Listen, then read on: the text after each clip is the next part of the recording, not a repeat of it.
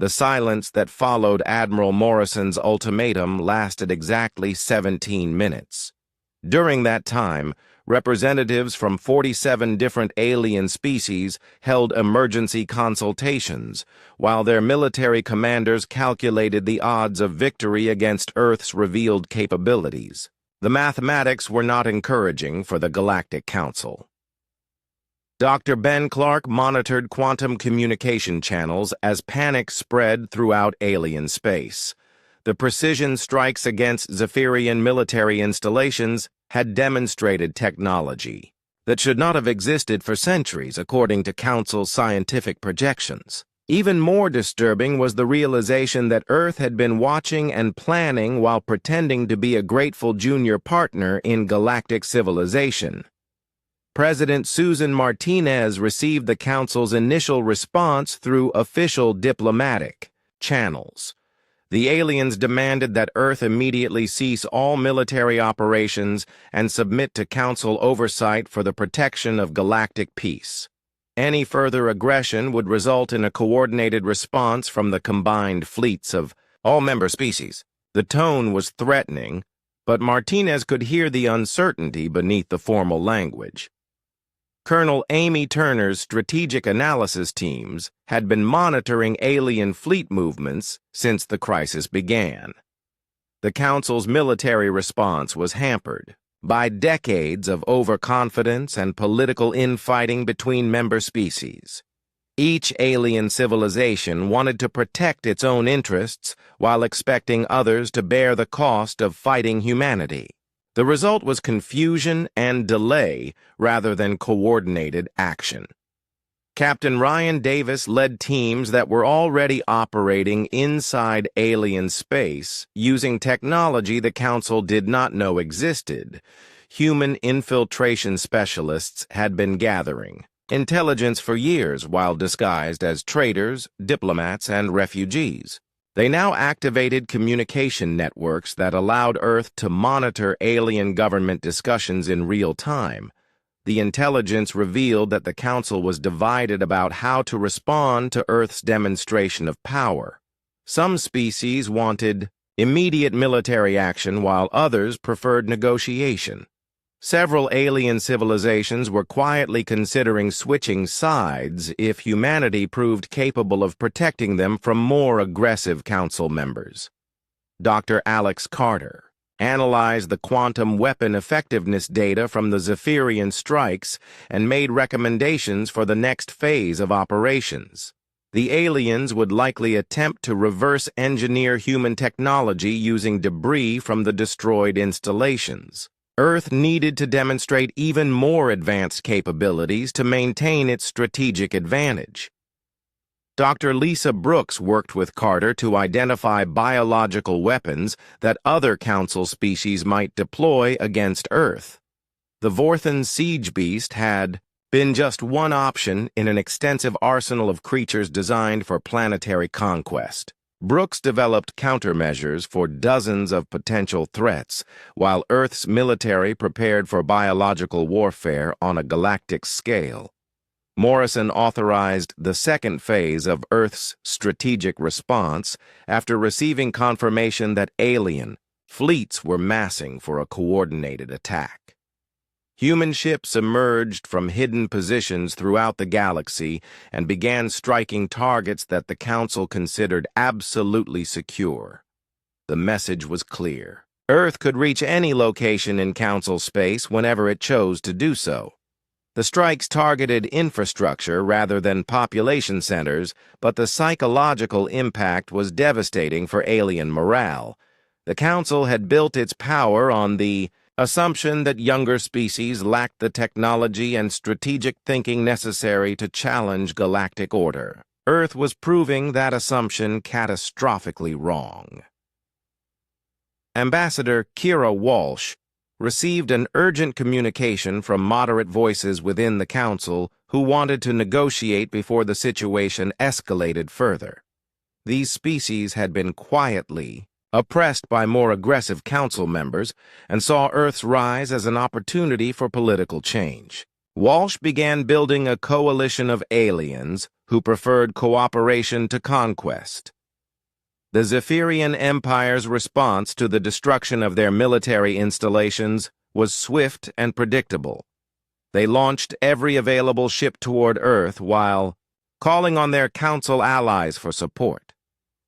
The aliens expected to overwhelm human defenses through sheer numbers despite their technological disadvantage. Turner's defensive preparations turned the solar system into a maze of quantum mines, gravitational anomalies, and spatial distortions that channeled attacking fleets into predetermined kill zones. The battle for Earth lasted 6 hours and ended with the complete destruction of the largest alien armada ever assembled. Human casualties were minimal, while enemy losses exceeded 90%. The decisive victory shocked the galaxy and triggered political upheaval throughout Council space. Species that had been dominated by the Zephyrian Empire for centuries began declaring independence, while others demanded representation in galactic government. The rigid hierarchy that had controlled the galaxy for millennia was collapsing. Morrison's third message to the Council was broadcast on open channels so that every civilization in the galaxy could hear Earth's proposal for a new galactic order. Humanity offered to protect smaller species from aggressive neighbors while guaranteeing the territorial integrity of any civilization that respected the rights of others. The age of conquest was ending whether the Council liked it or not. Clark's scientists began sharing selected human technologies with species that accepted Earth's proposal for galactic reform. The technology transfers were carefully chosen to improve quality of life while preventing military applications that could threaten human interests. Earth was demonstrating that cooperation was more beneficial than domination. Davis established Earth's first interstellar military base in the ruins of a Zephyrian shipyard. Human forces would maintain a permanent presence in alien space to guarantee that the new galactic order remained stable. The base also served as a reminder that Earth possessed the capability and will to enforce its vision of interstellar civilization. The formal establishment of the new galactic alliance took place 6 months after the destruction of the siege beast. Representatives from over 100 species signed agreements that guaranteed democratic representation, protection for smaller civilizations, and economic cooperation based on mutual benefit rather than exploitation. Carter became Earth's first galactic science coordinator and began organizing research programs that combined human innovation with alien knowledge. The collaboration produced advances in medicine, energy production, and space travel that benefited every member species. Science replaced warfare as the primary driver of galactic progress. Brooks led expeditions to restore ecosystems that had been damaged by centuries of Council resource extraction. Her teams used Earth's biological expertise to heal worlds that alien civilizations had given up for dead. The restoration projects became symbols of the Alliance's commitment to nurturing life rather than destroying it.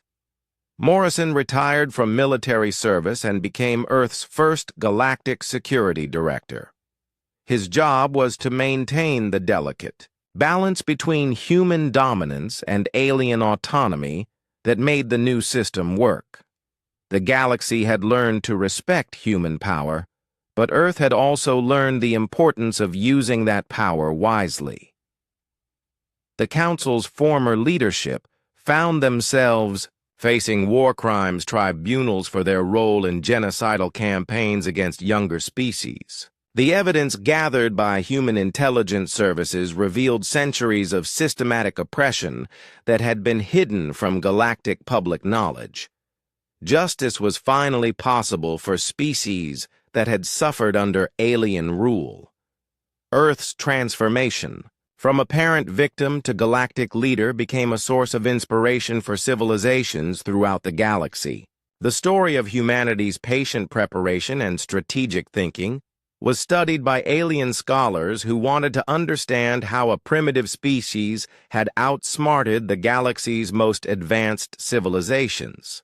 President Martinez's final address to the Old Galactic Council was broadcast to every inhabited world in the galaxy. She explained that Earth had never wanted to rule over other species, but had been forced to act when alien aggression threatened not just humanity, but the principles of freedom and dignity that should guide all civilized beings.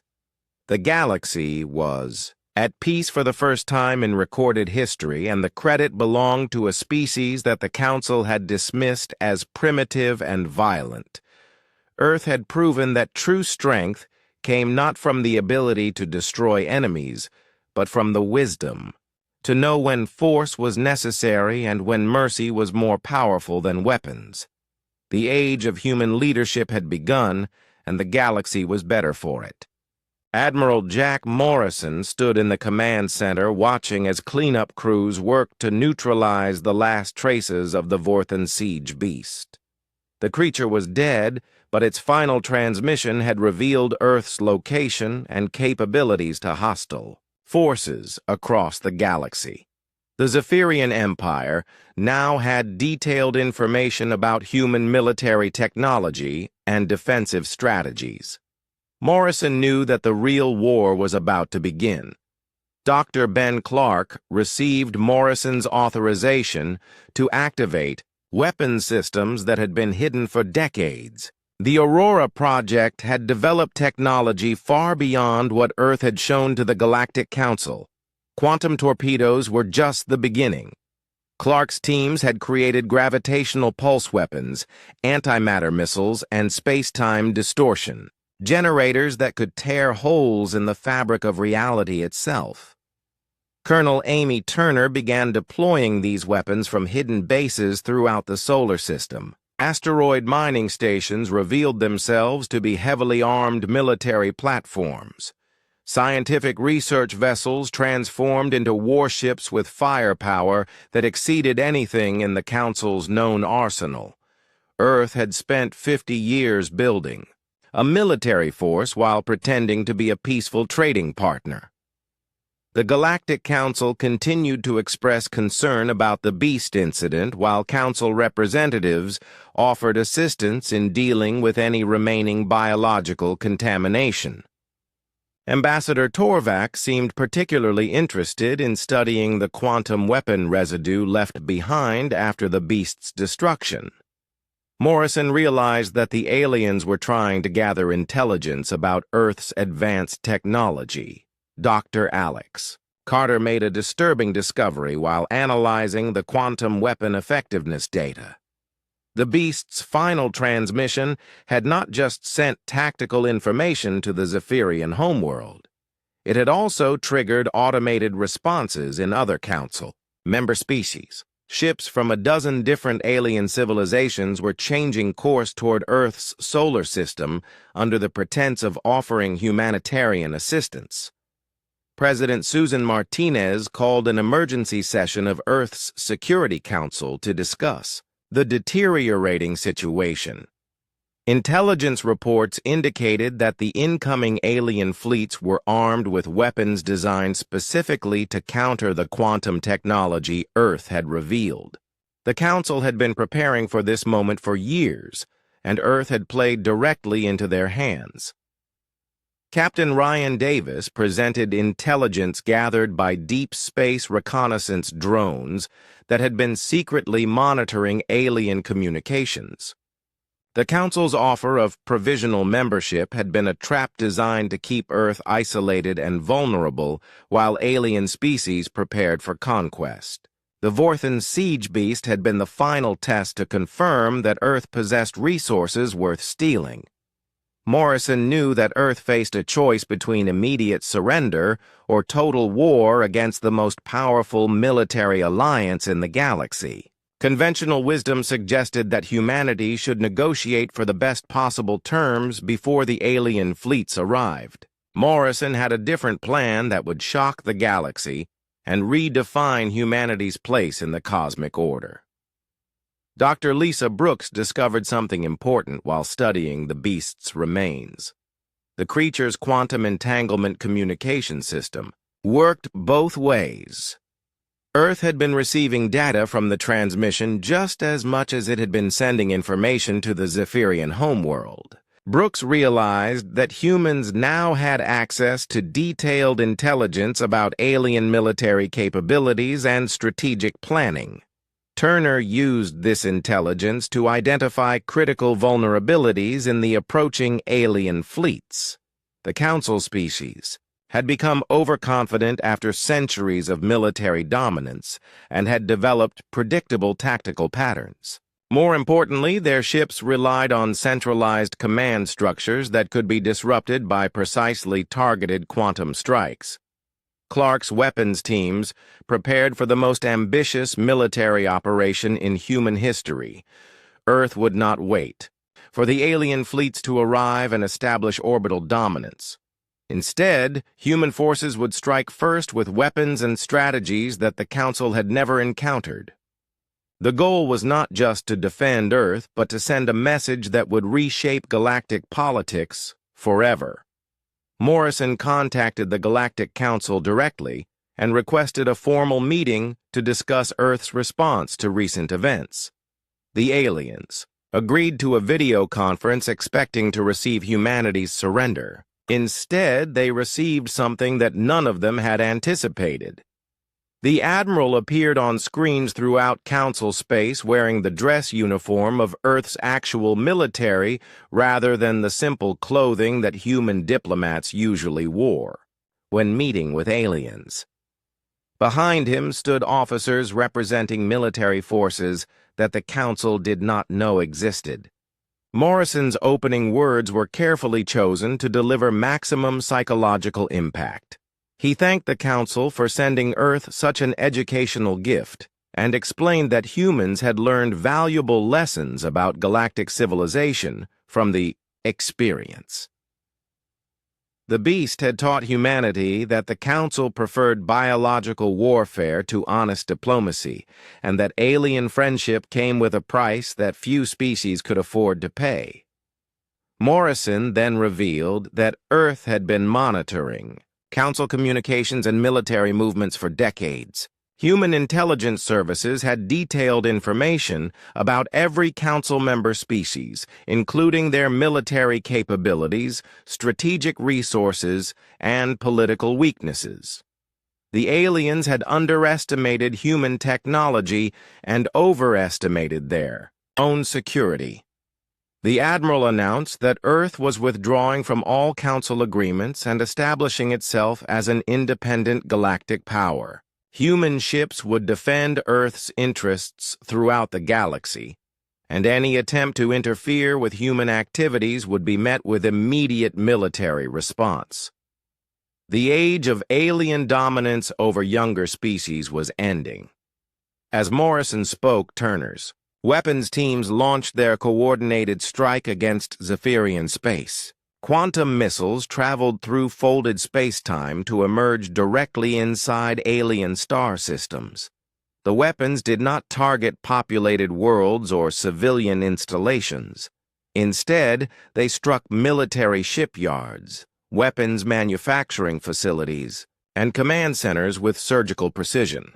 The strikes demonstrated that Earth possessed weapons technology decades ahead of anything the Council had developed. More importantly, they proved that human intelligence networks had penetrated deep into alien space and identified targets that the Zephyrians thought were completely secure. Earth was not a primitive species struggling to survive. Earth was a strategic predator that had been hiding its true nature. Dr. Carter received real-time data from the strikes and confirmed that every target had been destroyed with minimal collateral damage. The precision of the attacks sent a clear message to the galaxy. Earth could have eliminated the Zephyrian Empire completely, but chose restraint to demonstrate the difference between human and alien concepts of warfare. The Galactic Council's response was immediate and predictable. Multiple species declared Earth a galactic threat and demanded immediate military action to contain human expansion. But the incoming alien fleets suddenly found themselves facing weapons and tactics they had never encountered before. Human ships emerged from hidden positions throughout the solar system and began intercepting alien vessels before they could reach Earth. The battles were brief and decisive, with alien forces suffering catastrophic losses while human casualties remained minimal. Earth's true military capabilities were finally revealed to the galaxy. Morrison's second message to the Council was even more direct than the first. He explained that humanity had been preparing for this moment since first contact 50 years ago. Every diplomatic meeting, every trade agreement, and every cultural exchange had been an opportunity to gather intelligence about alien weaknesses and capabilities. The Admiral offered the Council a choice. They could accept Earth as an equal partner in galactic civilization with full voting rights and respect for human sovereignty, or they could continue trying to dominate humanity and face the consequences of their actions. The age of treating Earth as a primitive backwater was over, and the galaxy would never be the same. Admiral Jack Morrison stood at the massive viewing window of Luna Station and watched the alien ship approach Earth. The vessel was unlike anything he had seen in his 30 years of military service. It stretched for miles across space with strange blue lights pulsing along its hull like a heartbeat. The ship belonged to the Zephyrian Empire, and it carried something that would change everything for humanity. 50 years had passed since humans first met aliens from the Galactic Council. At first, everyone on Earth thought it would be amazing to join a community of advanced civilizations spread across the galaxy. They were wrong. The aliens looked down on humans as violent and primitive creatures who solved problems with weapons instead of words. The Council only gave Earth provisional membership, which meant humans could trade and talk, but had no real power in galactic decisions. Morrison received the communication from the alien ship at exactly noon Earth time. Ambassador Kira Walsh was already on her way to Luna Station to handle the diplomatic side of whatever was coming. Morrison trusted Walsh more than most politicians because she understood that sometimes nice words were not enough to keep Earth safe. She had worked hard for years to improve relations with the Council, but progress was slow. The message from the Zephyrian ship was formal and polite in the way that always made Morrison suspicious. Captain Xerix of the Zephyrian Empire requested permission to deliver a gift from the Galactic Council to the people of Earth. The gift was described as a rare biological specimen that would help humans learn about peaceful coexistence with powerful life forms. Morrison read the message 3 times and felt his stomach tighten with each reading. Dr. Alex Carter was already on Luna Station running tests on samples from various alien worlds. When Morrison showed him the message, Carter's face went pale. As Earth's leading expert on alien biology, Carter had studied every creature the Council had shared with humanity. He knew that when aliens talked about gifts involving biology, they usually meant trouble. Walsh arrived on Luna Station 2 hours before the Zephyrian delegation was scheduled to dock. She brought with her a team of diplomats and scientists, but Morrison could see the worry in her eyes. The Council had not given Earth any advance warning about this gift, and that broke standard diplomatic protocol. Something was happening that the aliens did not want humans to prepare for. The Zephyrian delegation consisted of 3 tall beings with blue-gray skin and large black eyes that never seemed to blink. Their leader introduced himself as Ambassador Torvak and spoke in the careful, measured way that Council members used when they wanted to sound important. He explained that the Galactic Council had decided to honor Earth with a very special gift. The gift was a creature called a Vorthan Siege Beast. Torvak described it as one of the most magnificent predators ever created by an ancient warrior race, called the Vorthons. The beast had been carefully modified by Council scientists to make it completely peaceful and safe. It would be a perfect opportunity for humans to study and learn from a creature that represented the power of nature guided by wisdom. Carter asked to see detailed biological data about the creature, but Torvak explained that such information would spoil the learning experience. The Council wanted humans to observe and study the beast themselves as part of their continuing education in galactic civilization. Morrison did not like the sound of that at all. The creature was contained in a special habitat ship that would remain in Earth orbit until preparations were complete for its release. Torvak insisted that the beast must be released on Earth's surface within 7 days, or it would die from confinement stress. The release ceremony would be attended by representatives from dozens of Council member species who wanted to witness this historic moment of human cultural advancement. Walsh tried to negotiate for more time to study the creature and prepare proper facilities, but Torvak was firm. The Council had made its decision, and any attempt to delay or refuse the gift would be seen as a rejection of galactic friendship. Such a rejection could result in Earth losing its provisional membership and facing economic sanctions that would cripple human space trade. Morrison excused himself from the diplomatic meeting and contacted President Susan Martinez on Earth. The president listened to his report with growing concern. She understood the impossible position the Council had put Earth in. Refusing the gift would isolate humanity from the galaxy, but accepting it felt like walking into a trap. Carter spent the next day scanning the habitat ship from every angle Luna Station's sensors could manage. What he found made him more worried than ever. The creature inside was massive, and its biological signatures were unlike anything in Council databases that humans had access to. More disturbing was evidence that the creature's nervous system was being artificially suppressed by some kind of energy field. When Carter shared his findings with Morrison and Walsh, they all reached the same conclusion. The Vorthan Siege Beast was not the peaceful study specimen the Council claimed it to be. The name itself should have been a warning. Siege beasts were weapons, not pets, and the Council knew exactly what they were giving to Earth. Morrison called an emergency meeting with his senior staff, including Captain Ryan Davis, who commanded Earth's Special Operations Forces. Davis had been suspicious of Council intentions for years and had quietly prepared contingency plans for various alien threats. The problem was that Earth's military capabilities were limited compared to the advanced technology of Council member species.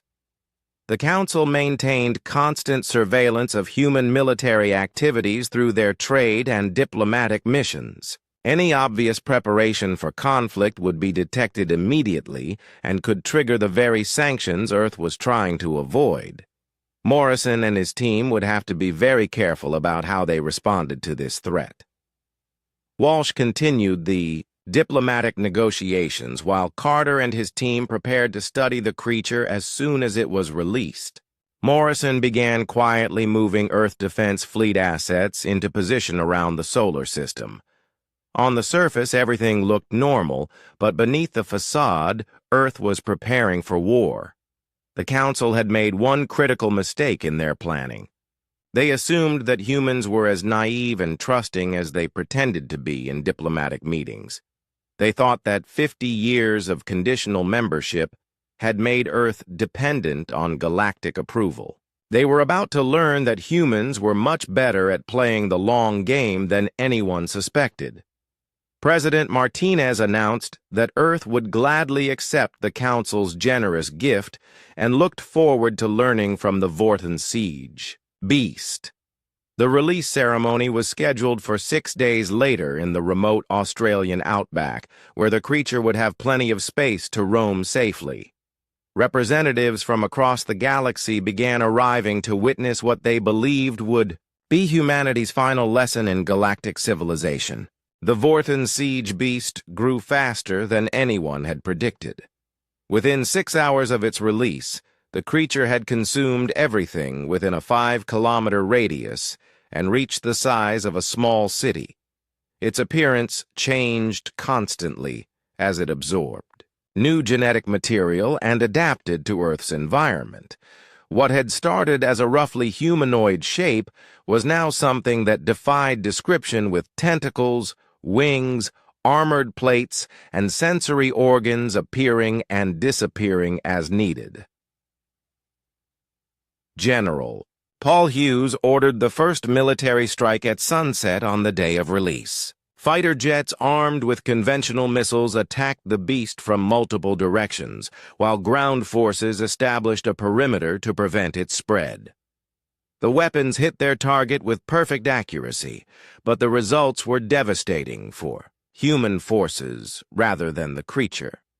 The beast absorbed the explosive energy from the missiles and used it to accelerate its growth rate.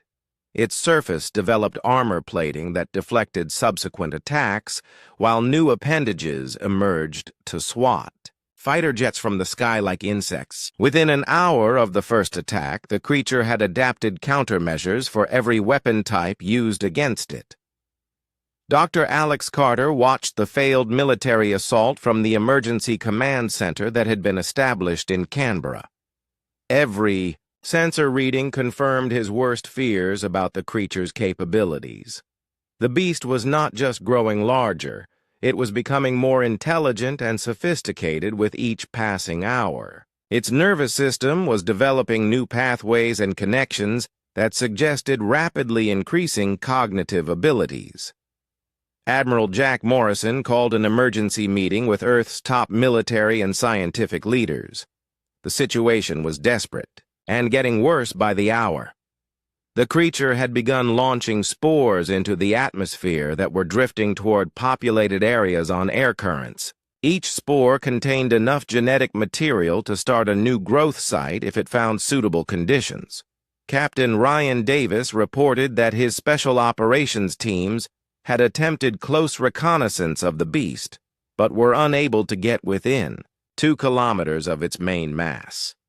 The creature had developed sensory capabilities that could detect approaching humans from great distances and respond with targeted attacks.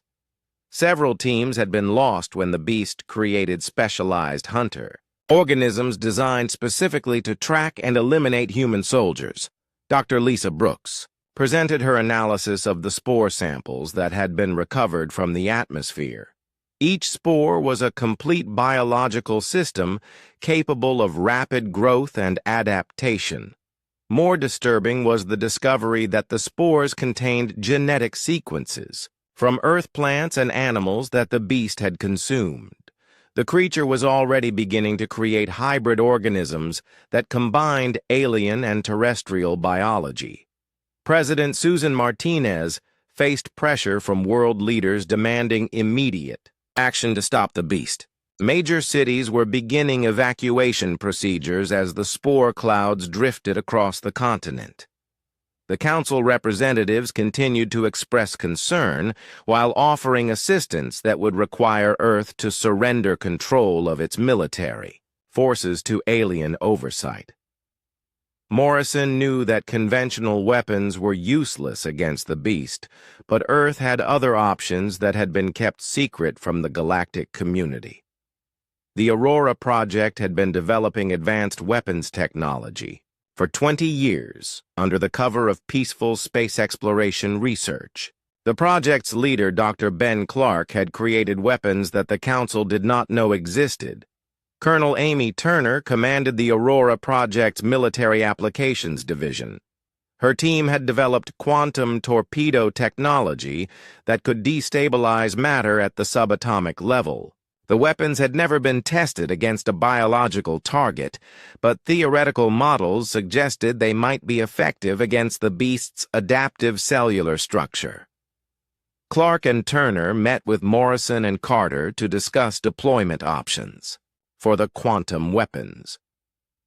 The problem was that using such advanced technology would reveal Earth's true military capabilities to the Council. Humanity had spent 50 years pretending to be a primitive species with limited technology. Breaking that facade would have consequences that extended far beyond the current crisis. Carter made a discovery that changed the strategic situation completely. His analysis of the beast's communication patterns revealed that it was transmitting biological data back to the Zephyrian homeworld through quantum entanglement links embedded in its genetic structure. The creature was not just consuming Earth's biosphere. It was creating a detailed map of the planet's biological resources for future alien use. The implications were staggering.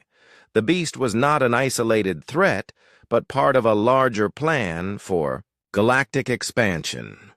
The Zephyrian Empire was using Earth as a testing ground for biological weapons that could be deployed against other worlds. Every adaptation the beast made and every defensive measure humans developed was being recorded for analysis by alien military scientists. Brooks realized that the beast's rapid evolution was not random, but guided by intelligence from the Zephyrian homeworld. The creature's responses to human attacks were too sophisticated to be purely instinctive. Someone was analyzing Earth's defensive capabilities in real time and updating the beast's behavior accordingly. Morrison made the decision that would determine Earth's future in the galactic community. He authorized deployment of quantum weapons against the beast while simultaneously preparing a message for the Galactic Council. If the aliens wanted to see what humans were truly capable of, then they would get a demonstration they would never forget. Turner's quantum torpedo teams moved into position around the beast's perimeter during the night. The weapons required precise coordination to create overlapping fields of quantum disruption that would prevent the creature from adapting to the attack. The timing had to be perfect, or the beast would develop countermeasures before the weapons could take effect. Davis led infiltration teams whose job was to plant quantum charges at specific points within the beast's mass. These soldiers knew they were on a suicide mission but understood that Earth's survival depended on their success. The charges would create internal disruption patterns that would make the creature vulnerable to external quantum torpedo strikes. As the attack teams moved into position, Carter detected something new in the beast's behavior patterns. The creature was preparing for reproduction. It had absorbed enough genetic material to begin creating offspring that would spread across the planet much faster than the parent organism. If the beast reproduced successfully, Earth would face dozens of rapidly growing threats instead of just one. The quantum weapon attack began at dawn with simultaneous strikes from 12 different directions. The weapons created fields of quantum disruption that caused the beast's cellular structure to become unstable at the molecular level. For the first time since its release, the creature showed signs of damage that it could not immediately repair. But the beast's response revealed the true scope of the threat Earth was facing. As it died, the creature released a final transmission burst that contained complete biological and tactical data about human defensive capabilities. The Zephyrian Empire now knew everything about Earth's conventional military forces and had samples of quantum weapon technology to analyze. Morrison realized that the beast had been a probe rather than a weapon. The real invasion would come later when the aliens had developed countermeasures for everything they had learned from Earth's defensive response. The Council had not sent Earth a gift. They had sent a spy that was designed to gather intelligence for a future conquest. As the beast's remains dissolved into component atoms, Morrison prepared to send the Council a message of his own. Earth had proven it could defend itself against biological weapons, but now the aliens knew too much about human capabilities. The only way to maintain Earth's security was to demonstrate that humanity possessed weapons and strategies that the Council had never imagined. The real war was just beginning, and Earth intended to make sure the galaxy understood that humans were not the primitive prey species the Council believed them to be. Dr. Alex Carter had never broken so many regulations in a single night.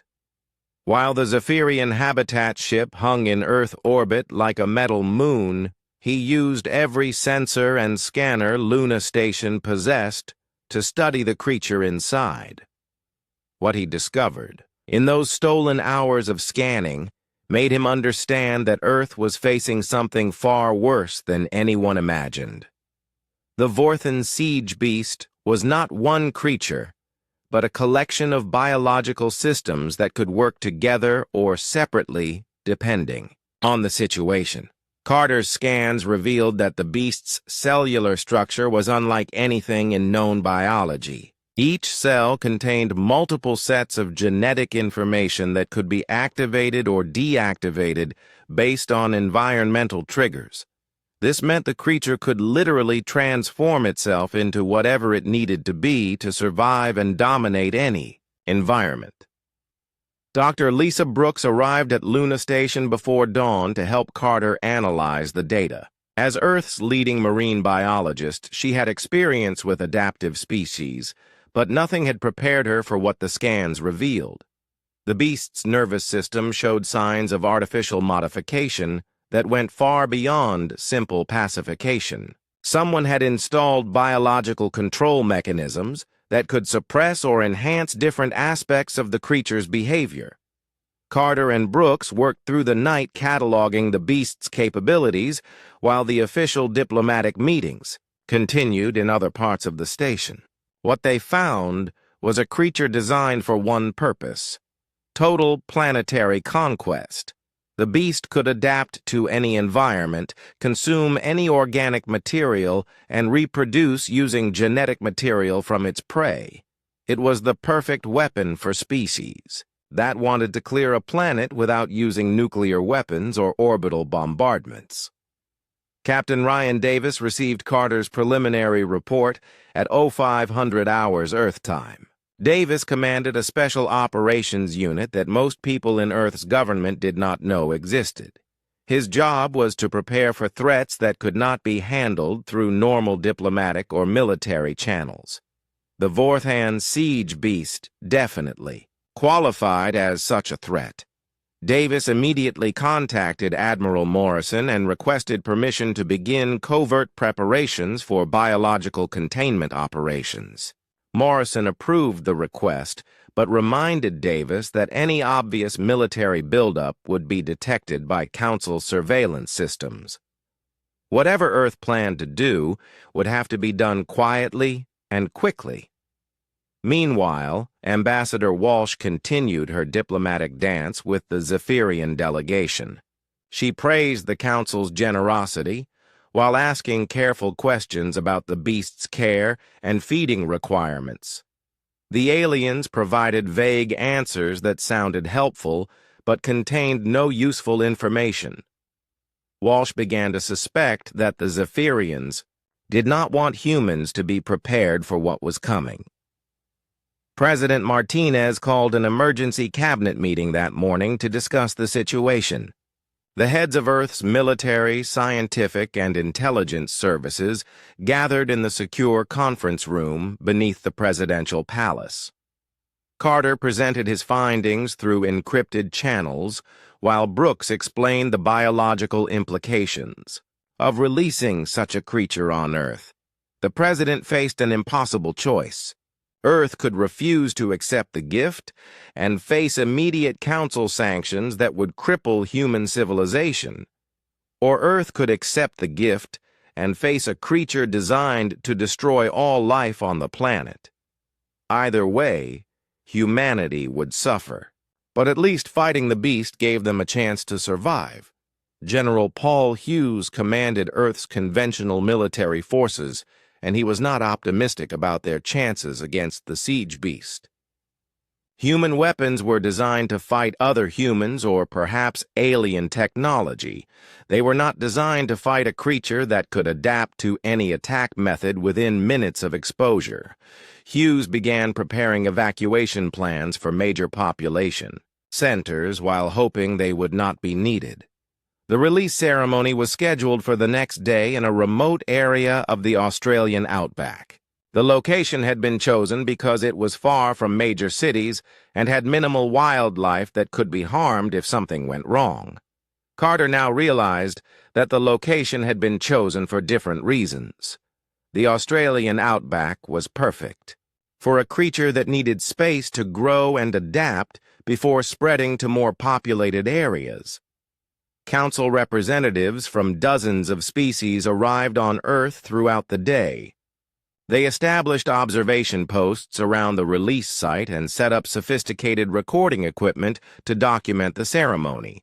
Many of them seemed unusually excited about witnessing this historic moment of human cultural development. Carter noticed that several species had brought military advisors disguised as cultural attachés. That evening, Carter made a discovery that changed everything. Hidden in the deepest layers of the beast's genetic code, he found something that should not have been there. The creature contained DNA sequences from dozens of different species, including several that were not supposed to exist anymore. The Vorthons had not just created a siege beast. They had created a genetic archive that could recreate extinct species using absorbed biological material. Brooks understood the implications immediately. The beast was not just designed to destroy existing life on Earth. It was designed to replace that life with something completely different. The creature would consume Earth's biosphere and use the genetic material to create a new ecosystem suitable for alien colonization. Earth was not receiving a cultural gift. Earth was being prepared for invasion. Carter and Brooks worked frantically through the night to find some weakness in the beast's design.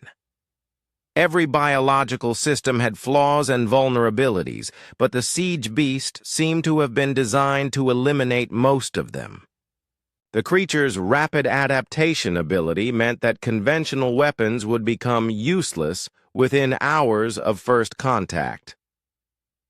Davis assembled his special operations team and briefed them on what they were facing. These were soldiers who had trained for impossible missions against overwhelming odds, but even they seemed shaken by the scale of the threat. The beast could potentially consume and replace every living thing on Earth within months if it was not stopped quickly. The morning of the release ceremony arrived with clear skies and light winds. Perfect conditions for an outdoor event that would be broadcast to billions of viewers across the galaxy. Council representatives took their positions around the release site while human officials made final preparations for what everyone hoped would be a peaceful cultural exchange. President Martinez delivered a speech praising the Council's generosity and expressing Earth's gratitude for this opportunity to learn from galactic civilization. Her words were carefully chosen to sound genuine while hiding the fact that Earth knew exactly what was about to happen. The President had decided that if the Council wanted to play games with humanity's survival, then humans would play along until the time came to reveal their true capabilities. Ambassador Torvak activated the Habitat ship's release mechanism at exactly noon local time. The massive vessel opened like a flower, and something dark emerged from within. The Vorthan siege beast stepped onto Earth's surface for the first time in millions of years, and immediately began to change. The energy field that had suppressed its true nature disappeared, and the creature's genetic programming activated. Within minutes, the beast had doubled in size and begun consuming everything within reach: plants, insects, soil bacteria, and even mineral deposits disappeared into its rapidly expanding mass. Council representatives recorded every moment while expressing polite concern about the creature's unexpected behavior. Carter watched from the observation post and knew that Earth had just declared war on an enemy that thought it had already won.